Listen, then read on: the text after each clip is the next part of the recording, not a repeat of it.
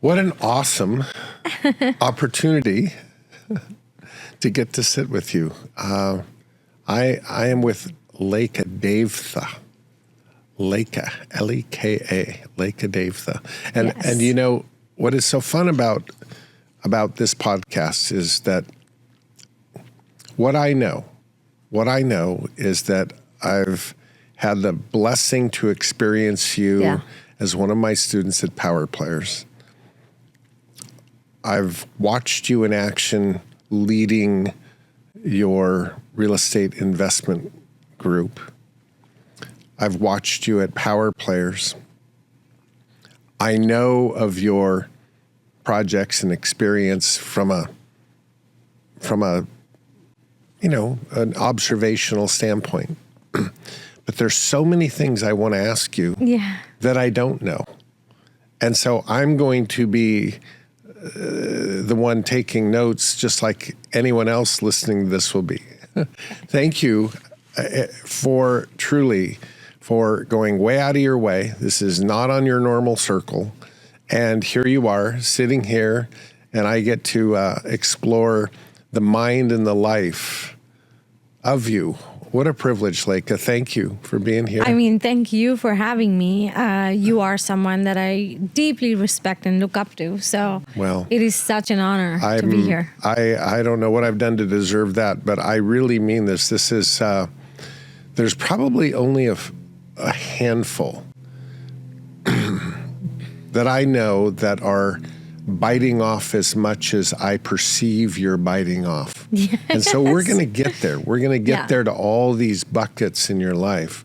But I want you to take me way back. Yep. I want you to take me to India. I want you to take me to home, to how you were raised, your parents, your influences, your siblings. I want to understand what got you moving here to the United States. I'm just going to listen and then we'll take her from there. Okay? Okay. Sounds great. Okay. Do it. Go. All right. So I grew up in India, in Bangalore, India. And I had some of the most amazing experiences growing up there. I have two siblings, both younger. And so as much as I didn't want to, I was a role model to them. Mm-hmm. And so I kind of led the path for everything they did in their lives. And I have two parents, very, very different from each other, but very synergistic in the way they raised us. They were always on the same page. It didn't matter if one believed something else or what it was, but 90% of my life, they were on the same page. And so it kind of set the way that I raise my kids with my husband today, because I'm like, we don't speak about our differences in front of our kids. We always appear to be a team. So it was really cool to have been brought up that way. It was a very privileged life, and I'm grateful for that. But we also had a lot of struggles. And today, my brother, sister, and I are all entrepreneurs. And I think we were subconsciously raised to be entrepreneurs. Were your parents entrepreneurial? So my dad had a thriving restaurant business, but he was very entrepreneurial outside of that. He lost a lot of money in the stock market back in those days, but he was always trying. He was not one to just, take life as it came. Like, he was always trying. And we did see some hard times. But the most important thing is, I think it brought us together as a family. We were always there for each other. And then today, when I look back, and we're always there for each other today. I helped buy my parents' home back in India. My sister paid for my brother's wedding and tuition. And, today we just take care of each other. That, the hardwiring that happens when you're really, really young, I think as an adult, you're aware of it. You're aware of how I was wired. What wiring was installed that has served you? And I suppose to continue the question, have you had to adjust any hardwiring as an adult to get where you're wanting to go these days? Talk about that for a minute. Yeah, I think the hardwiring that I have been used to is to never give up, and to do everything in your power to move the needle. And it's something that has deeply been a part of who I am, whether it's a bad project or a bad relationship or just, something that needs to be solved, a bad problem. I just get in front of it. There's no two ways. There's no option to fail. And I think that was instilled in us at a very, very young age. We were fighters. Like, we had to fight to make it. Things didn't come easy. Like, I wasn't intelligent, like innately book smart. And so I had to work hard at actually studying and education. I wasn't a great athlete, so I had to work hard at that. And so, at a very young age, I knew like I had to work hard, and that was how it was going to be. You said your dad was in the restaurant business, which is not only entrepreneurial, it's known to be one of the most risky enterprises out there. Restaurants come and go a lot, and yet it sounds like he figured out a way to keep that going and make it. Were you close to that action? Did you work in the restaurant with him? It was really a fascinating restaurant. So my granddad, who was an orphan, showed up in this big city, and someone took a chance on him, and he started becoming a messenger boy. Like, he would take messages from point A to point B, and that's how he started to make a little bit of money. As he started to grow his business, he said, okay, I'm going to go open a restaurant. And so he started the restaurant, and he named it after my dad, or my dad came after the restaurant. I can't remember, but one or the other. And then my dad started going to the restaurant when he was 13 years old. At 13, he would go to the restaurant and then go to school and then come back to the restaurant. So he really gave his life to the restaurant. And it just became one of the most popular restaurants in our city. And so when I was raised there, I went to the restaurant every other day after school. We would just go there and hang out. And it was fascinating because this restaurant was the size of a city block. And they had thousands of people come in every day. They had different segments in the restaurant for families, for single guys, for professionals. Like, it was crazy back in the day. And the way that they had the cash wrap too was fascinating. It was a really long piece of like wooden block that spanned about 100 feet. And there were 10 men standing behind this wooden block. And they would just take money, and there was a little slit, and they would keep throwing money in the slit. And then at the end of the day, about 8 or 10 guys would come with sacks of pennies and rupees and cash. They would come home and they would sit down and count money. And I just remember every single day growing up around that, they would come to our house, sit in the living room, and they would count money, and then that money would go to the bank. And that's how it would, like, so on and so forth. So I grew up around that, and I just like loved the buzz of the restaurant. Right. People coming, people going. My granddad was known to never drop money on the counter. He was known, like, for years, he was known to actually take your hand and give you money in your hand. And he was known for that. So any change that you would get from him, you would get in your hand. And it was fascinating. And so my granddad would drive me to school every day. Or the driver would drive us because, we had chauffeurs, we were driven around. So my granddad would take us to a temple nearby, and he would give us a stack of $1, like rupee notes, because this was back in India.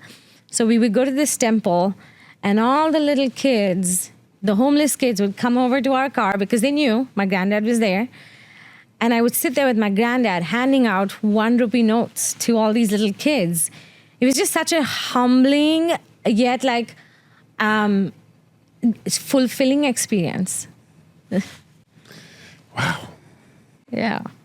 So Leka, at what point in your childhood did you recognize that, as you use the word, that you were very privileged financially and with solid parents? When did you feel that gratitude that I can sense in you right now? When do you remember feeling that? Was it when you were able to hand out dollar bills to kids and stuff like that?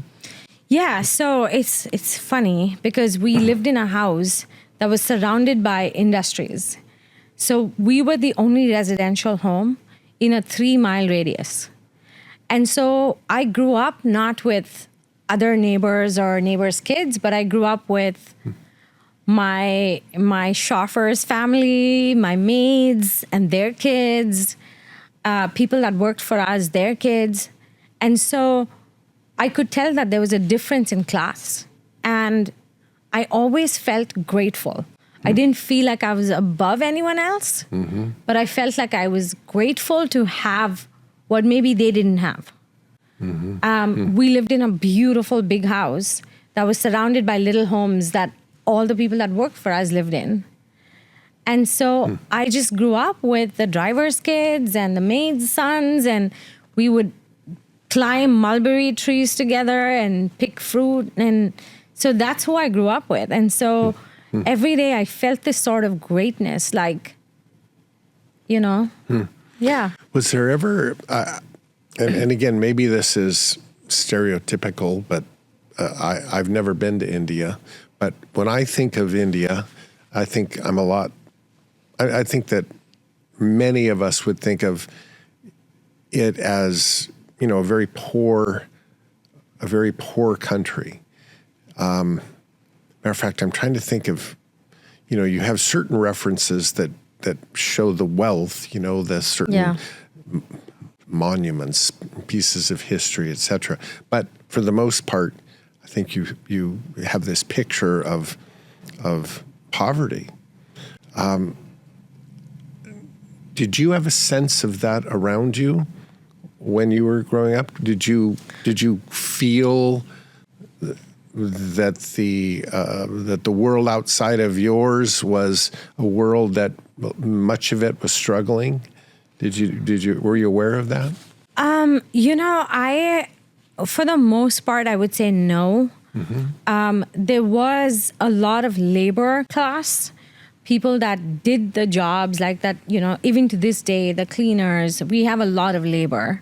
The house doesn't run if we don't have maids coming in, or like we didn't have dishwashers and we didn't have washing machines, so we had someone to do that work. So there was that piece to it. Yes, there was a lot of poverty in the streets, but like I went to a convent. I hung out with my parents' friends that were all wealthy, so I never saw that in a way. But it could also be the city that I grew up in. There are other cities like Delhi or Mumbai that have the slums and they have a lot more like homelessness. We didn't see that as much growing up. It sounded, the way you described the restaurant, as a very vibrant, active, fun place. That doesn't sound like the normal picture that I think many Americans have of India. Right. But okay, interesting. Well, and tell me about the transition. You said you went to a convent, so that private school, kind of a convent, and that took you through high school at the convent? Yes, that took me through high school, and then I went to a very reputed college for the next 5 years, so till I graduated. And what did you study in college? So we don't have a single major like we do here. I did 3 different majors. I did literature, psychology, and journalism. Interesting. All right brain liberal arts type. Yeah. So is that your natural tendency, is the right brain side of things versus the engineering, math, left brain side? I think that's what I enjoyed in college, but now it's more left brain, number crunching, accounting, that's what I live for. Setting up deal structures, that's what I love now. Right. I think it's like the job and what the job requires of you too. And you came to the United States at about that time when you were wrapping up your college. Tell me about that transition and your family. I mean, who came, who stayed? That's a big move from there. I mean, everybody stayed. I was the only one that came. Right. I came because I met a guy and we fell in love and he lived in Seattle. That's a poor excuse to go anywhere. No, I'm kidding. No.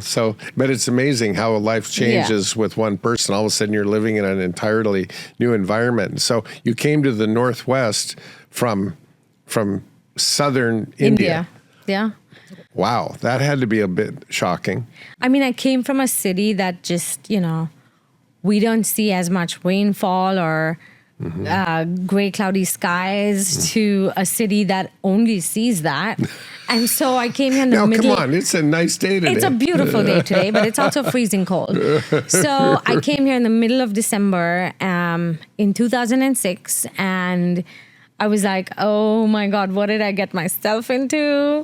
What is this city? It was definitely a challenge in the beginning, not knowing anyone, coming from all this rich heritage and culture and walking down the street and knowing everybody, trying to, I started my first company when I was 18 years old.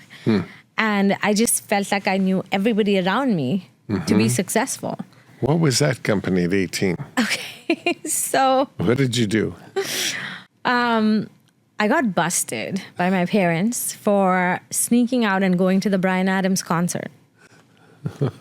And so my mom basically said I couldn't leave my room. And she... so all I could do is go to college. And then when I come back, I couldn't do any extracurricular activities. I had to stay at home. I was just grounded. Big time. And so while in that grounded state, she was like, you're up to no good. You need to do something. And so she took me to go visit this amazing festival of arts and craft. And so I met a lady there that was doing stuff with the bread that we eat, but she treated it in a way where it could then be cured and made into these beautiful artifacts. And so it was bread you eat, ground up with zinc oxide and a bunch of glue to make these stunning, ceramic pieces of art. Wow. I know. I was fascinated. And so I went to learn this. And then I was like, okay, now I'm grounded and I have nowhere to go, I'm just going to create a bunch of this art. And so I made a bunch of it. And I didn't stop there. I went to the local newspaper. I don't know why I thought it was a good idea, but I walked into the local Times and I said, hey, you guys should feature me in your paper because I think these are pretty cool. And I did all of these by myself. And I was 18 years old. And I was splashed across the Bangalore Times. And it just became all the rage. I was known as the breadcraft girl. And then people were like, okay, my kids need to learn how to do this. So then they started sending me their kids and their kids. And so I held all these craft students and lessons. I charged them quite a bit of money. And over the course of a year, I think I taught 100 plus students. And so every day I would come back from college and I would sit down for my classes, and it was a 5-hour class. So they would come over at about 4 p.m. and we would work together till 9. And this went on for a couple of years, to the point where I just became the richest kid in my class of my own doing. Not because my parents had money or because they were giving me money, but because I was earning that paycheck. And so I ate, can you think of an 18-year-old just living the life, eating where she wants to eat, buying cars, phones. and yet being very responsible with my money. I put all my money in a fixed deposit fund, and I earned an interest even at that age. I was like, I need to grow this money. Right. And so I did that. It seems to me too that especially at that age, you've jumped into doing something. Then the promoter in you went out and said, "Hey, why don't you write a big article about me?" Yeah.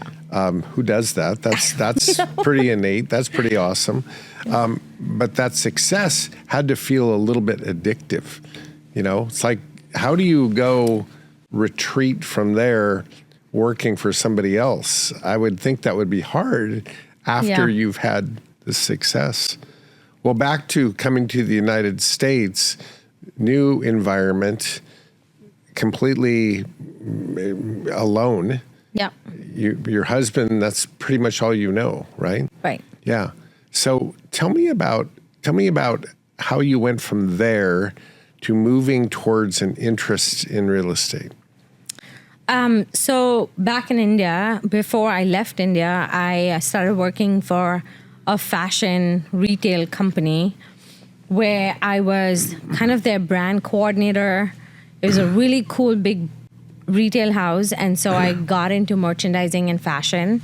And so when I moved to Seattle, luckily for me, Nordstrom was headquartered here. And so I said, I don't care how, but I'm going to get a job there. And Nordstrom has a whole promote from within policy where everybody starts off on the shoe floor or the sales floor, and then you get promoted to the back office. So if you can think of Nordstrom as a company, they have 115 stores across the United States. That's 50,000 employees with salespeople and managers and buyers and every aspect of that business. Right. But only 3,000 people sit in the back office in Seattle. And so I said, okay, I'm going to go and sell on the Nordstrom floor, but I'm made for much more. Like I want to do more. And so I slowly worked myself up. I shouldn't say slowly. It was actually pretty fast. People take 10 years to get to where I was. I did that in 2.5. And so I got a job at the back office, and I started in the buying office. I became a buy planning assistant, which is all the numbers and the brains behind the buying cycle. So that's what I did for a good 7 years. And then I had a baby, and then I said, okay, this is that point where either I'm going to do something and go be entrepreneurial, or I'm going to continue to work for someone else and not have, while I had job satisfaction, I don't think I had job satisfaction. And so I started researching what else I could do. And I came up with many different ideas. An online marketplace for fashion, like cross-selling of stuff from the US, like, importing and exporting to India, and came up with lots of different ideas. But one day, literally, I was driving to work, and I heard a radio ad for a house flipping company. And I was like, what is that? Because in India, you don't flip homes. You just raise them to the ground and you build from scratch. And so I was like, okay, what is that? So I started researching it, and I was like, oh my God, that is something that I would totally love to try. And within 3 months of hearing that ad on the radio, I had started my company. I had done the research and joined the program to learn about investing in real estate, and I had quit my job. And I said, okay, all of these years I worked so hard at Nordstrom to make it, and I feel like I made it, but I don't feel good. And so I quit my job and just started networking with anyone that would sit down with me for a cup of coffee. And I bought a lot of coffees that year. But I started my company, and I bought my first house to flip back in 2014. When you heard that ad, the house flipping ad, you'd never thought about it in those terms. What drew you to that idea of buying and selling a house? Was it the artistic, creative side that you was going to be expressed, or was it the money or the flexibility? What was it that drew you to want to look into that? So my whole life, I have been a fan of real estate. Mm-hmm. My dad had once told me when I was a little girl, if I had 1 cent to put it towards buying land. And so I've always wondered about that deep down. But coming here, I thought the only way a woman can be in real estate is if she was an agent. As a broker, like, selling model homes, that's the only kind of real estate I thought women could do. When I heard about this house flipping company and women can also be investors, this was not even a long time ago. It was like 10, 11 years ago. But that concept was alien to me. There was no social media around it. It was not very well known. So when I went to this seminar that I heard about, and they were talking about not just buying one property, but buying multiple properties, 10 properties, paying off the first, passive income, long-term holds, short-term flips, active income, passive income through real estate, like all these different aspects of real estate. They never once mentioned being a real estate broker. I was like, wow, that's a whole world that I didn't know existed. Right. And was the thought about real estate that, okay, I'm going to get involved here, was there a specific thought regarding holding real estate? Or was your initial thought to be in as buy it, do something, sell it, et cetera, et cetera? No, it was creating long-term wealth through real estate. So owning multiple properties, having them paid off, retiring with a bunch of passive income. It's amazing the initial format of not just what to do, but how to go about it. Yeah. Those two are important, that picture is a correct picture. Yeah.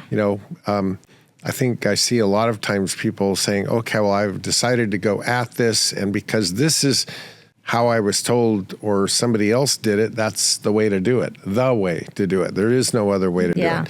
And that can be great to get the ball rolling, but it can also be not so great if there's a much better way that you're missing, Right. So that's where it started. Talk about the switch from a Nordstrom's very secure corporate type position to a self-unemployed, it's up to you, entrepreneurial real estate play.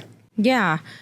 It was hard because you show up to work at Nordstrom every day and there's a set of tasks you have to do, and you have a boss and your boss has a boss. And so there's a roadmap. You show up for work at investing in real estate, you're like, okay, today's Tuesday, January, whatever. And I'm like, I don't know what to do today. So let me see what I can do today. Right. What are the tasks I should be doing? What books can I read? Who should I meet? Yeah. How do I meet these people? How do I find my tribe? Is there even such a thing? Why would lots of limiting beliefs? Why would someone sell their distressed property to a woman? Why would a contractor want to work with me? Why would a hard money lender want to finance me? Where am I going to get the money? What if I fail? What if I fail? Big one. What if you succeed? Never thought of that. Really? Never. I'm like, I don't know. I don't think I'll ever succeed. But these were all just limiting beliefs. And I was like, okay, let's tackle these one at a time. Never thinking, what if I actually succeed and made money? Always thinking, what am I going to do if I fail? How am I going to counter that? Do you think that in some way, you said it earlier, that failure was not an option? Do you feel like the hardwiring that you had as a kid essentially made you think that way? Like, I cannot fail, so how am I going to go about this to not fail? Yeah. Yeah. Do you feel like that, I don't want to say pressure, but that understanding was a good thing? like, or do you feel like you should have had more flexibility that, okay, if this didn't go right, failure can be a great teacher? No, 100%. I did have failures, and like the first project I ever bought, the wholesaler that sold it to me sight unseen. He said I wasn't able to walk the property till I closed. Who would even think to buy such a property? I did. And so sure enough, as soon as I found it, I was like, oh my God, what did I buy? Right. The wholesaler also said it was going to cost 60 grand to fix it up. It cost me more like 120 grand. Huge failure. Right. But Right. I'm like, I just have to see it through. Right. I can't give up. So I have to see it through. So were they lessons? Yes, 100%. But then did I let it hold me back? No. Because I do remember when I first started flipping homes, I met a really good guy who also wanted to flip homes. And he started flipping. Like, we both went to the same program.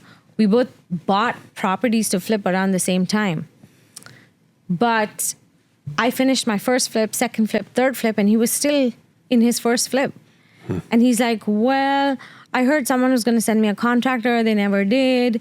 I heard my broker was going to come design this. She never did. And so he just was being held back. And I was like, that's not who I want to be. I want to go figure this out myself. What is it going to take to figure it out? Who do I need to know? What do I need to have? And so that's something that I just constantly did, that I could see half the people that were in my class starting out were all either bankrupt or had just quit altogether within the first 6 months. Yeah. I love the hardwiring that quitting isn't an option. Once you start, you finish it through the end. No matter how it turns out, you got to finish it. Was there a formula that you learned or that you sort of subscribed to in the flipping business?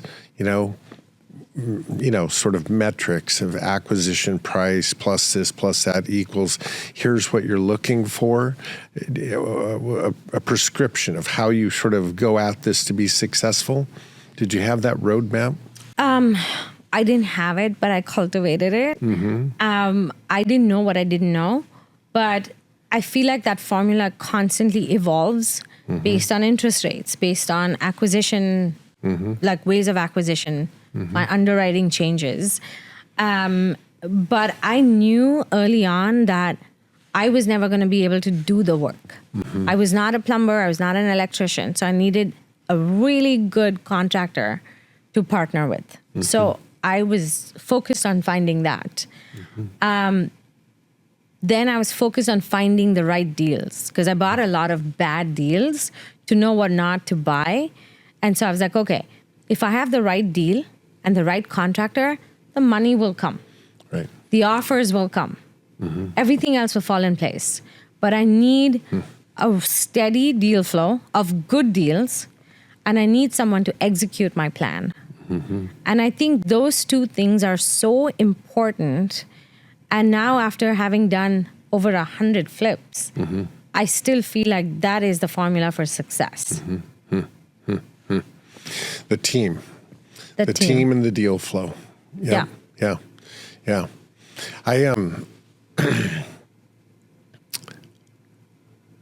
I agree completely that the idea of a formula or a metric that you believe in is an evolutionary sort of thing. You learn more. You test, you go, why did this work better than I anticipated? Why did this not work as well? You start refining your thinking with experience for sure, but starting with, a general formula. Tell me about how financing has played a part in your flipping business. How is that, typically, how have you handled the financing piece? So as opposed to buying a long-term rental, financing short-term projects is easy because there are lenders that just finance those. And so initially, I never ventured out. I just went to the hard money lenders that knew this product, that could just finance 90% of it, of the acquisition, 100% of the rehab. And then I used my own money to bridge the gap. But as I started to grow, I realized that I couldn't scale. I couldn't buy multiple projects with the amount of capital I had in. And that's when the whole raising private capital kind of came into my sphere of, okay, that's possible. I never wanted to raise money until I had the experience behind me to say, I know what I'm doing, because I'm never been much of a gambler when it comes to other people's money. And so I started to, once I understood the process of flipping a house, and I'd done that about 4 or 5 times successfully, like made money. That's when I went out and said, okay, I have this great project. If anybody wants to finance this, be my lender on this, let's make that happen. So I would either give them debt or equity on the project, and then they would finance the bridge. So since I started doing that, that was like 9 years ago, I've always brought on private lenders for each of my projects. I have, knock on wood, I have 100% track record, never lost anybody their money. And I've had a private lender on every project since then. So the flips are always financed with a hard money lender and a private lender. My long-term holds, I finance with conventional financing, DSCR loans, portfolio loans. I am not that savvy with seller finance deals, which is why I just loved meeting you and hearing your story and all the stories that you have. But I also feel like it takes a certain acumen, and it's a different kind of wiring to be able to even structure those deals. So every time you talk about seller financing and having the seller finance something, which I'm becoming more and more creative with my own financing options. I recently closed on a seller financed project. Like I said I think I called you one time when I wanted to buy my own house. I was like, okay, maybe this is a great one to have the seller finance because interest rates are so high in this current market environment. So I'm becoming more savvy to that thanks to you and your teachings. But I've always gone the conventional route. And when you deal with private investors, like you mentioned a hard money loan, and then you bring in a private investor, whether you give away equity pref or just return, what would be like a normal rate that you might pay on their money, and what kind of pref might you offer to attract them as an investor? So if it's a really juicy deal, they get 15% of the equity. And they put down like 20 to 25% of the deal cost. And if it's a thinner deal where the margins, I feel like the margin's not all that great, then they get a straight up interest rate of 9%. Okay. And it's typically a 1 year to 18-month loan term. So either or, and like a 9% due in a year, or maybe 15% of the net proceeds when you sell. And I think that type of arrangement gives the investor a sense of control of how they want to play this. If they want to just go a more conservative route, to say, no, just give me my 9%, I'm happy with that. Or do I want to participate in some of the risk, but the upside could be quite a bit more? Yes. So with every investor, I give them the option. I actually say to them, like, hey, if I give you an equity share, just know that if I fail on this project, then you have to share that failure with me. And it's something that the investor has to be comfortable with. Right. Or they just say, nope, I'll just take my 9% interest rate. You can pay me monthly, quarterly, or balloon at the end, and I'm good with that. I also have a profile of private investors that I only work with. It has to be someone that also wants to learn, especially if they're an equity partner. So someone that wants to understand how I do the deal, how I buy it, how I fix it up, how I sell it, market it, sell it. Someone that wants to show up to the job site and actually learn, to then go out and then do this, repeat the process themselves. And I'm so excited to say that all of my private investors, every one of them that I brought on has gone on to do some amazing projects on their own. That's a pref of a different kind, because you're acting as a teacher in the same capacity. So they're making money while and also learning. Right. See, normally you pay money to learn. Here they're making money while they're learning. So that's really... Because it's important to me that if I'm taking someone under my wing, that they put the work behind it to succeed once I'm done with them. And so a lot of people ask me why I don't start my own masterminds or like groups, and it's because I have no interest in teaching to someone that I know is going to walk away from that and never look back.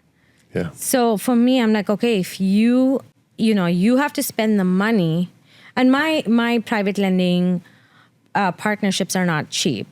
I have a minimum barrier to entry, which is 100 to 150 grand. And so a project could be, you put the entire bridge financing of 200 to 300K. But what you get in return is, yes, you earn your profit on the deal, but then you also get to learn the process. Yeah. I like that. I like that little addition. And you don't really know something until your own money is involved. Exactly right. We can be in the classroom. We can think we've got it down. We can do this and that. But it's the difference between flying a simulator and actually taking off the ground. Right? This one won't kill you. Exactly. The other will if you will. make a mistake. Exactly. Right? So I think that that's a tremendous thing. Tell me, you've got a very successful real estate investment group in Seattle, Real Estate at Work. Yeah. I've been privileged to come and speak to your group before. What was the genesis of starting that group? What is that? It's a lot of energy and effort around putting a group like that together and being consistent and professional. What was the genesis behind the creation of that? So I started that group back in 2018. So it's been a long time, 7 years. We've never missed a month. Even through COVID, we've done virtual meetups once a month, bringing on amazing speakers to come speak to the community. My goal with that was to really build a community. And initially, we didn't even announce, like me and my co-hosts, I had 2 other co-hosts, we didn't even announce to the group that we were actually hosting this event. And so months went by and people said, who hosts these events? And so, because none of us were public speakers at the time, and so we didn't want to take the mic and like announce ourselves or whatever. So it was just a networking group for real estate investors to come together, meet up. All the money that we raised from the meetup went to charity. And so we started to do these. And then slowly I realized that there's a benefit to telling people who I was and to holding them accountable. And so I would go on stage and actually introduce some people from the audience and make connections. And I saw deals happening right in front of my eyes. And I was like quite blown away because this was a platform that I created. So now fast forward to today, we actually have sponsors. We have amazing guest speakers like yourself. One of my favorite meetups we've ever done was having you there. And we have hundreds of people come to the event every month. And it's truly such a great way to give back to the community. It's like these people wouldn't know of these things if I didn't bring this speaker to come speak to my community, or if I didn't put this platform together. So I think it was just a very satisfying, yet people come to me with deals, wanting to invest because I had this meetup. And I didn't even know the profitability in a way of this meetup until even most recently, like a month ago, I had this woman reach out to me and she said, hey, I have a house that is a fix and flip. Do you know someone that might be interested in a project in Education Hill? And I was like, are you kidding me? Like, I live on Education Hill in Redmond. I would be interested. So then she went on to say that this was a personal deal to her. This belonged to her niece. It was going into foreclosure. Like to come check it out and see if I could save the deal and buy the project so that her niece, who had just lost both her parents, could then get all the money. And I was like, okay, let's go take a look. So then when I met the lady on site, I was like, how did you know to reach out to me? And she was like, are you kidding me? I come to all your events. I come to your free walkthroughs. I just love the education you throw out there. I'm so inspired by you. And I just had to reach out to you. Yeah. I was like, wow, this is amazing. So I ended up getting the house under contract. And I got it. I'm paying 1.1 million for it. Complete fixer. It just appraised. Haven't even touched the house. It appraised for 1.7. That's a good deal. Yeah. It's a good deal. Yeah. But I think it's, the numbers, as you mentioned, that's a great deal. It's awesome. But there's so much more going on than just that. Yeah. That draws me, right? It's the whole process that has to connect. And that's my awareness of you, Leka, is that word awareness is really a hard word to teach. And I think that now that you've put some puzzle pieces together, you gave me a clue that there you were in a city block long restaurant watching it all happen. I can just see you watching how this works and watching the process and the restaurant and the counting of the money, and you're taking it all in. And to me, that ability to take in a whole scene. Who are the people involved? What are they trying to do? What's their story, their situation?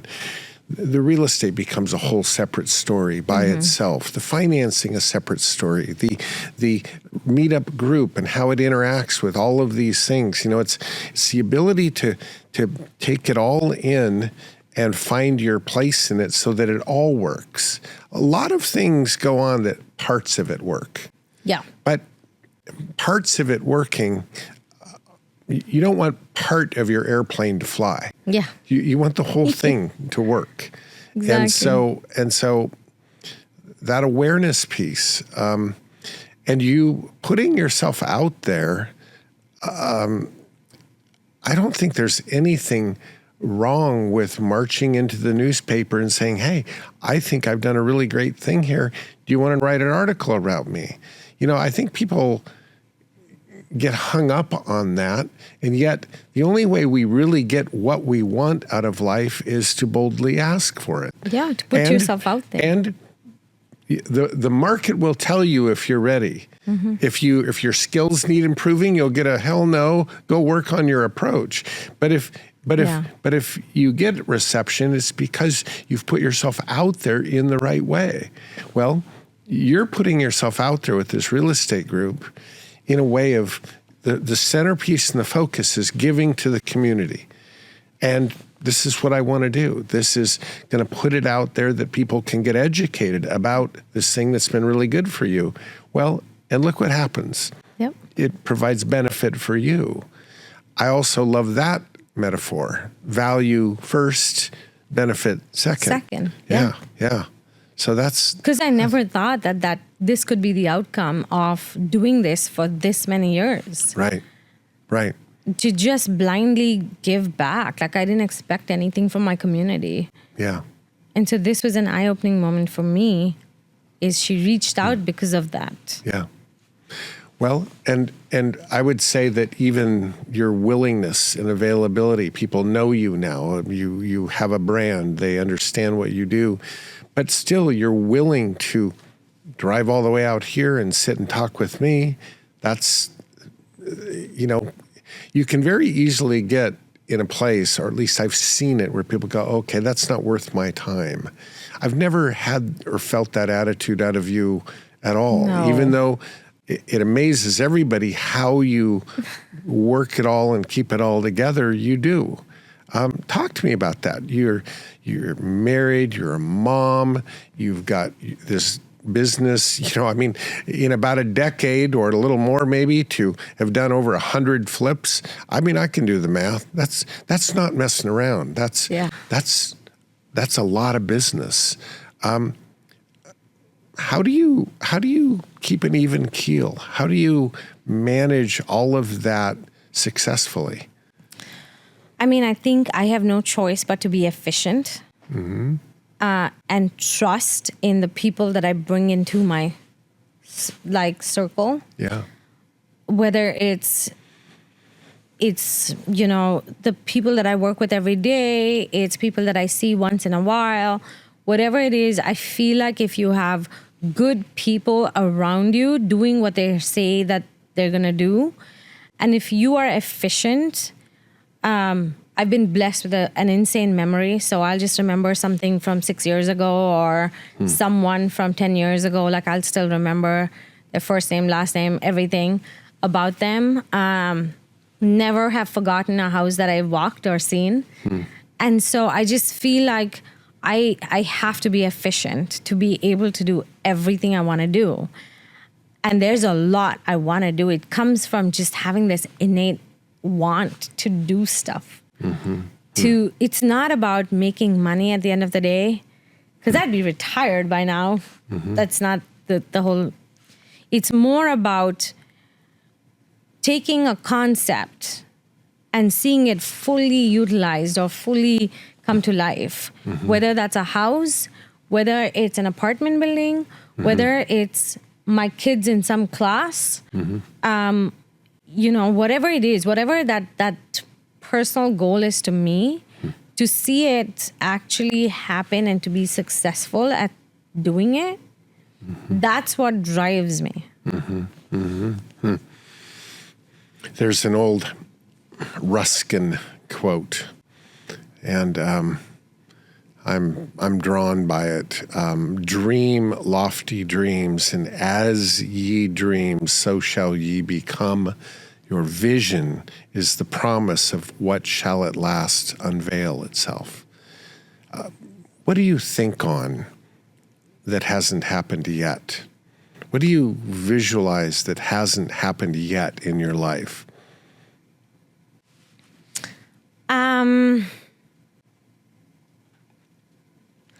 I think this is something that we have discussed.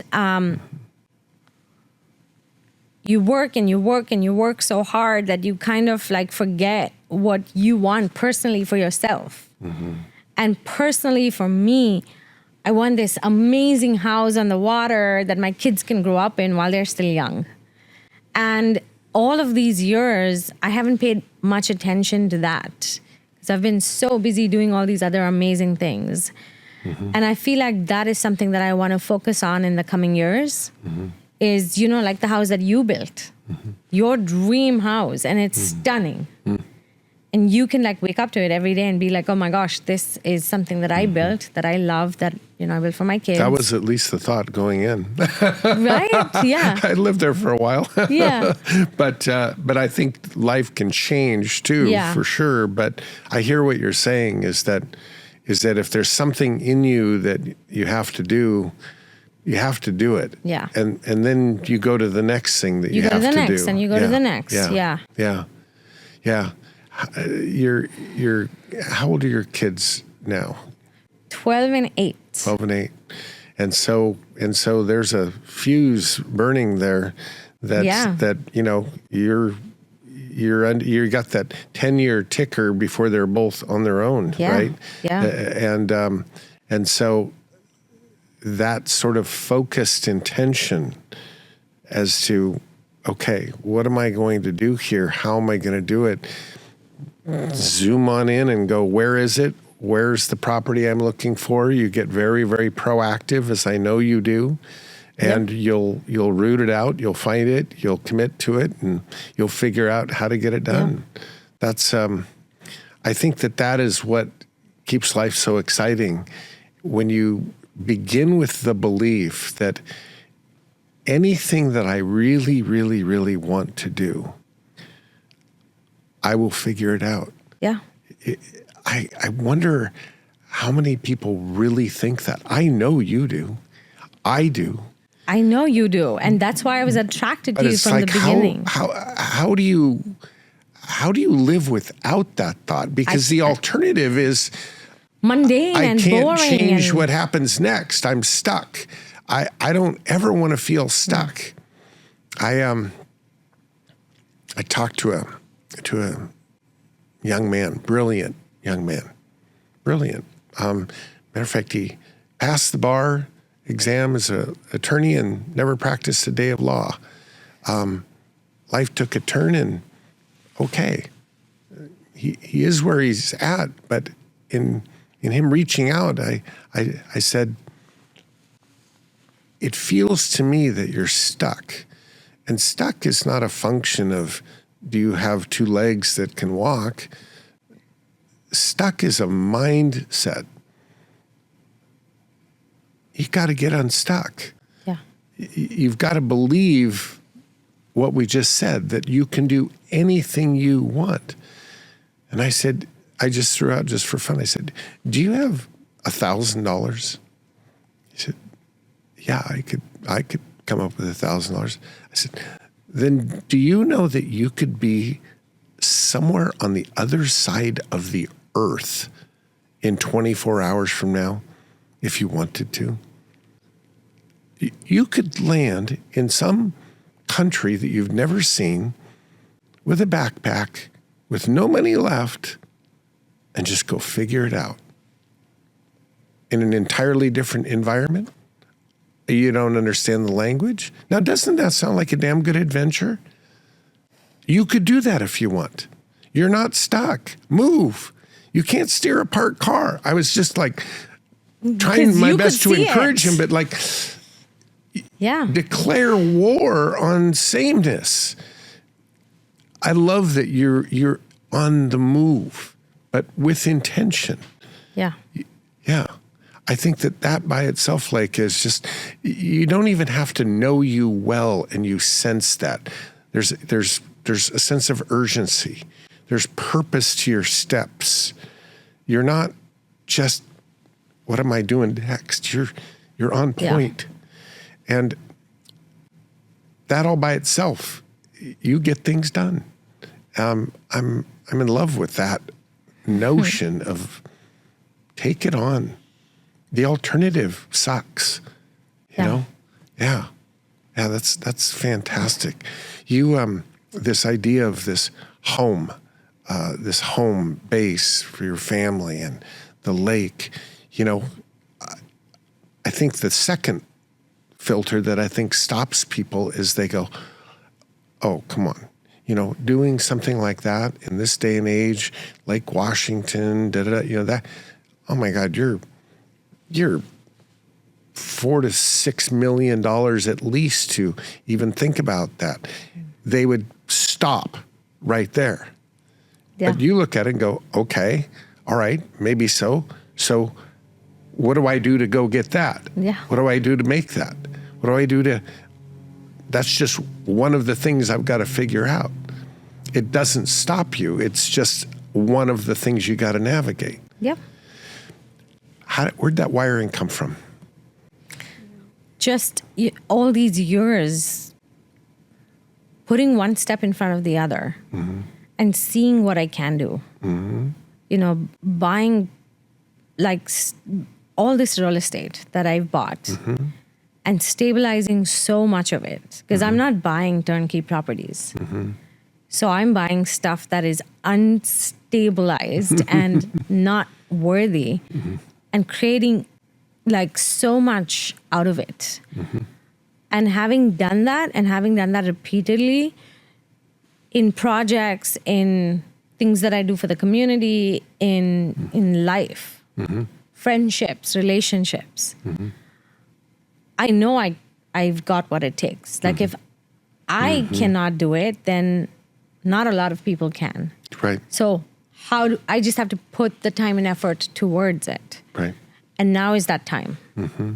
Do you think of all these flips, let's just keep it in the category of flips, does one jump off the page where it all just, it was the perfect flip?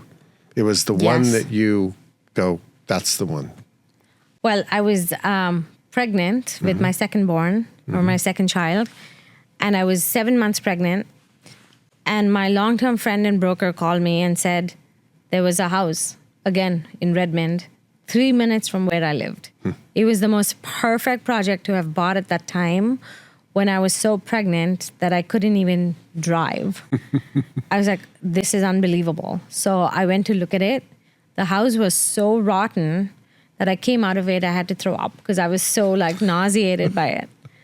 But I took it on and I had my crew fix it up. The day I was going to do the punch list walkthrough, my water broke. And so I went straight to the hospital, had the baby, and my broker went and finished my punch list walkthrough. And before I left the hospital, because I was in the hospital like 24, 36 hours or so. So before I left the hospital, I already had an offer in hand. And I made my first 6-figure profit. Sitting on that hospital bed, feeding a baby, signing my paperwork. I made $140K on that house that I had worked on for 3 months. That was 3 minutes away. And that's when I realized I've done a lot of shitty deals where I started out being hundreds of thousands of dollars of profit that I ended up walking away with a $20,000 profit. Right. So I learned so much from that deal on how to buy right, how to fix it up right, how to finance it right, find the right partners, and just working in neighborhoods that work for such a deal. And a lot of learnings that I took away from that. Before, I would just buy any deal that I could find because it was a deal. It was a flip. Now I was like, okay, I'm going to be more intentional about the flips that I buy. And I'm only going to buy it if there's a $100K profit and I see that profit. So the next house I bought, I made $140,000. And since then, it's been $100K or nothing at all. Yeah, some I make $70K. One I lost $150K. Whatever it is, I go into the deal knowing that it's in a good community, knowing that it's going to change someone's life when they bought it, and knowing what to do with it. And so I started to buy deals differently. I started to create the design differently. And I think that's what has been super important to me and why I've been successful in the down markets, in the not so down markets where we're dealing with multiple offers. Yeah. It's been really fascinating to see that shift. Everything pre-Redmond House and everything post-Redmond House. I think that what you've also bypassed that you didn't really underscore it, that I'm going to, though, that here you are 7 months pregnant. Now, at 7 months pregnant, most families, of course, the woman that's about to have a baby, but the whole family is like, okay, eliminate things out of our schedule because life's changing here. We got to get ready for this big change. Don't take on any new this, just settle in, and this is how it's going to go. And here, this bird flies up, and you're over there. And you're throwing up outside the house going, yeah, this is a real beauty, but I'm doing it. And then literally right up to the minute your water broke, that project is going on. And to me, it's the very best deal will always come at the worst time. Which is a test. It's Providence says, okay, let's see what you're made of. Right.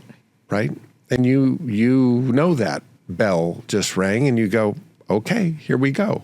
But I've always also maintained that you have to be, and I think you have to be a little crazy to do this. Oh, yeah. To invest in real estate, period. Like you have to be a little crazy. You have to be able to take some risks. It is not something that you like put in a fund somewhere and then just sit around and wait for wait for that thing to go up 5% after 25 years. Like, you want to take something, put in all that risk to make it something that it's not today. Right. Yeah. And it's only getting there with the hard work and the hustle and the metal you put behind it. Yeah. And I see that in you too. Like, you are a little crazy. There's no question. There's no question. Like, you have to be to want to do this. Yeah, the Kerouac quote just jumps off the page, right? The only people for me are the mad ones. I love that. Mad to live, mad to love, who never yawn or say a commonplace thing, but burn. You know, that idea that you have to be just a little bit not normal to say yes to things like that. Yeah. And yet, I believe that's when Providence gets off the bench and gets in the game. They go, oh, crazy one over here.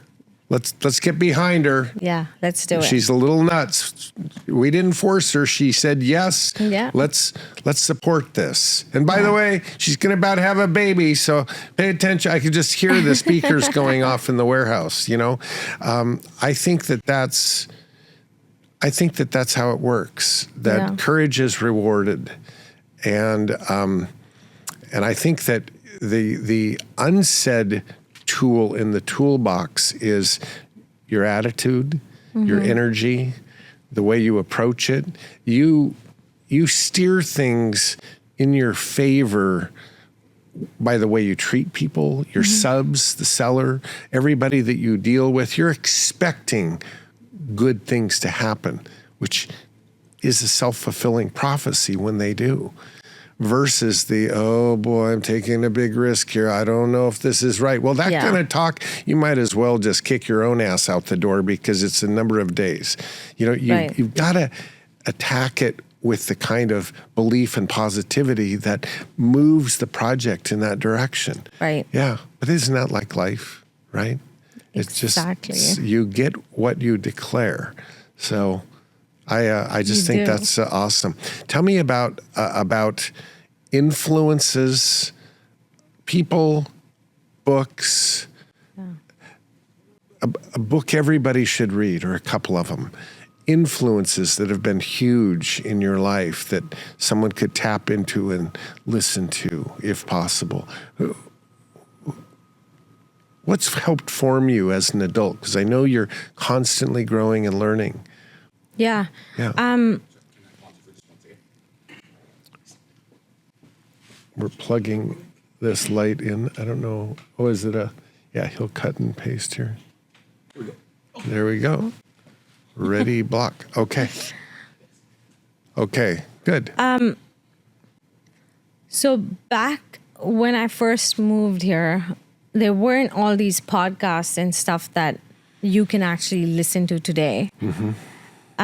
Which I'll come to. I have a couple of podcasts that I absolutely love. And there's a pattern to it now that I realize it. But books. I really love this book called The Daily Stoic by Ryan Holiday. And it's about, I think 360 something meditations. You read one every day. And it's just fascinating how it aligns with what is happening to my day that day. And it's an incredible book. And then one that I read early on is Atomic Habits. I think that is another amazing book. It's about how your tiny little daily habits can lead to big things. So when you have a bad habit, you know, whatever that little bad habit is, can stop you from doing some amazing things in your life. Yeah. And the reverse of that is, if you put together these tiny little actions, you actually take the time, you go to the job site, you talk to someone, you come and, you know, spend your afternoon with Greg. Whatever little habits is what lead to big things. So I think those two books love, and I read it multiple times. With podcasts, there's two. One is called Life of a CEO. The other is the Founders Podcast. And Founders is amazing because this guy, what he does is he just reads off biographies of founders And I think he reads one every day or something like that. But he's read 400 in the last year. So it's my new favorite podcast. And it's really interesting to get to the core of someone back in the 1800s or the 1700s that has shaped our world as we know it today. And how, they came to being from nothing to building this thing that was going to change the world that they didn't even know it was going to. And it probably changed the world after they died. But it all happened because of their actions that they did back in the 1800s. So it's an amazing book. Or amazing podcast. Podcast founders. Yeah. But in my daily life, I try to draw inspiration from so many different people. My friends that have never flipped a house, that just crushed it on a deal. That inspires me. Talking to people like you, or one of my long-term mentors is James Daynard. He's been flipping homes since for 20-something years now. He's one of the largest house flippers in the country. And I draw so much inspiration and joy from his successes. And he's all over Bigger Pockets and on social media. So he's someone that you can follow today to kind of understand like how someone also crazy does it all. And he does it in a manner of, just teaching, wanting to give back to the community. Just a very, very high integrity human being. And so, I just love associating with people like that or trying to emulate that in my own work, how I show up every day and the actions that I take. Yeah, those are all fantastic references. You are on the move in life. Yes. You have quite a schedule now, and you inspire and teach and speak at all kinds of different events, podcasts, et cetera, just as a glimpse, just for fun. Where have you been this year already? Where are you going in the next few months? I want people to just kind of keep an eye on you. Yeah. You just got back from Nashville, is that right? I'm going to Nashville. Going to Nashville. I have spoken at a few different amazing events so far already. A lot of meetups in Seattle. Last year, I emceed the Best Ever Conference, which is the largest multifamily conference in the United States. And the year before that, I emceed the Bigger Pockets Conference, which is the largest residential conference or geared towards residential in the United States. And so here I am, like not even from this country, but having been here and emceed two of the largest conferences, like that is for me a huge accomplishment. Where I am heading this year, lots of cool places, lots of amazing events that I'm speaking at. But I shot a TV show last year, and that's releasing this year. And I just got done writing my book that is being published by Bigger Pockets. Wow. And so that's coming out this year. So I'm super excited for those two things. Am I going to get a copy of this book? 100%. It'll be signed too. That's awesome. That's awesome. You just had your, I believe, 43rd, is that right, birthday? Yes, I just had my 43rd. I remember that. It was my football number in high school, 43.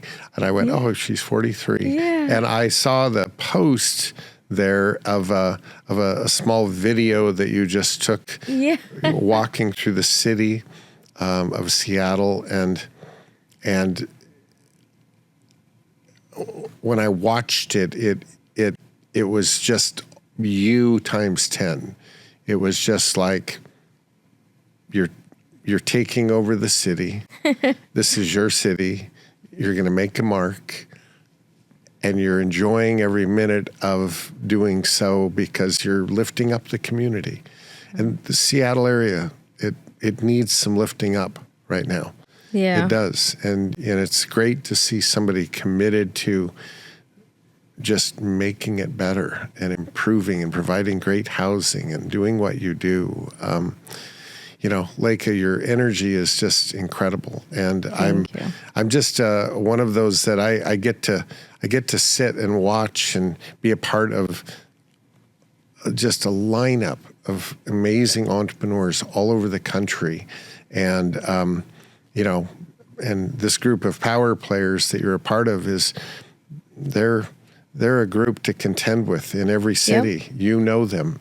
And so thank you very, very much for bringing your energy, your insight, your positivity to this podcast. It's such a, I don't know, it's one of these that I have a voice message on my phone with one of my power players from Portland. Her name is KK. And she's all she says in is "Good morning, Greg," but it's the way she says it, which I could never even emulate, but it's like, "Good morning, Greg." And it's like an alarm that you want to set on your clock, you know? Yeah. Well, listening to this podcast and just feeling your energy is like that to me. It's your youth and your entrepreneurship and your positivity is infectious. And thank you for bringing that to the stage. I always write what I guess I at least try to say is a consider challenge for people to think on as they sort of frame this day. And at the heart of what you've told me today is a question I'd like to pose out there to everybody. Just consider the question, what drives you? What gets you up in the morning and what gets you out the door loving what you're about to do? Because that's the attitude I feel in you, is that you can't wait to get up and get going with all of this endeavor, everything. And that to me is life by design. That when you get up and you love going to where you're going, doing what you're doing, the people you're seeing, the endeavors of your day, by design, you go, wow, you've done it. You're not working a day of your life. You're just doing Leka every day. Yeah. And that's pretty awesome. Thank you. Yeah. I really appreciate that. I just feel like when you have the ability to do, you've got to do. You've got to do. You've got to do. And there's a soundbite right there. When you have the ability to do, you've got to do. You've got to do. You've got to do. But thank you. Last year, attending Power Players was life-changing for me. You literally made me jump off a cliff, which I'll never forgive you for, in my clothes and high heels. Mm-hmm. And I did it. And it was like one of the most exhilarating experiences of my life. And sitting in that classroom for 16, 17 hours a day, not being bored, not being tired, but just like wanting to absorb everything that is coming out of you. And just, being there, having that first row seat to your life and your experiences, which is remarkable in its way. It's so colorful. And you just openly sharing about it was fascinating. I have never done anything like it. I mean, and also with that, meeting all those incredible people that I met. Yeah, they're amazing. It was really like one of those experiences that I cherish so much. That I'm like, everybody needs to experience it. Well, because it's one of a kind. Thank you. Yeah, we just did number 40. Whoa. Power Players number 40 was just a couple of months ago. That's not incredible. Even a month and a half ago in Arizona. So I'm as amazed as anyone that it after 40, it has those that hear about it and they just say, let's see what this is about. It's not a lecture, a seminar. It's kind of a designed to be a life experience focused in the world of real estate entrepreneurship, but a life experience. And so you know what makes it like is when everybody shows up and they just let go and go, okay, what am I doing next? Well, we're going to jump off this cliff in your clothes and high heels. And if swimming isn't really your thing, that's okay. That's okay. We've got people here that won't let you drown. Oh my God. So just go. Yeah. And people, I've often thought to myself, if somebody said do that and I knew I didn't know how to swim, there's a lot of trust that you're putting that. But they do. They just follow you down and bring you to the top and they've got you. It was incredible. Yeah. Well, I I think for someone that plans every minute and drives really hard, the biggest challenge is sort of like letting someone else be in control for what effectively is 7 days of time. Wow, that's a big deal. But you did, and I'm glad that it has ushered in new possibilities. And you certainly have a community of power players that are just cheering you on, Thank you. Yeah. Thank you for making that possible. Thank you for being here. And thank you for listening to this podcast. And until next time, this is Pinneo. God bless you.